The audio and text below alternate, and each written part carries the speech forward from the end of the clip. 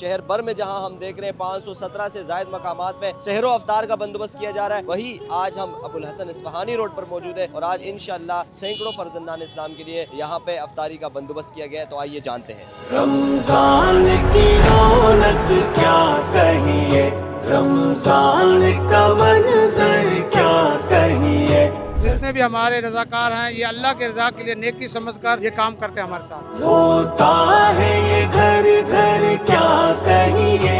عصر کی نماز کے بعد یہاں پہنچ جاتے ہیں، پھر یہاں پہ صفائی کرتے ہیں، پھر اس کے بعد دسترخوان لگا کے افطاری کا سلسلہ سیٹ اپ پورا تیار کرتے ہیں۔ 2 یا 3 ساتھی روڈ پہ بھی ہوتے ہیں۔ سحری بھی کرا رہے ہیں، افطاری بھی کرا رہے ہیں، ڈیلی بیسس پہ جو ہے نا چاول بھی ہوتے ہیں اور مختلف جو ہے نا کبھی کبھار چینجز بھی ہو جاتی ہے۔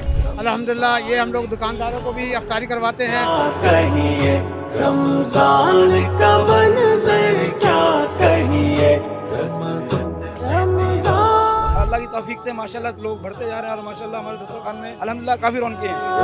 کیا کہیے۔ وہ رات بھی اس میں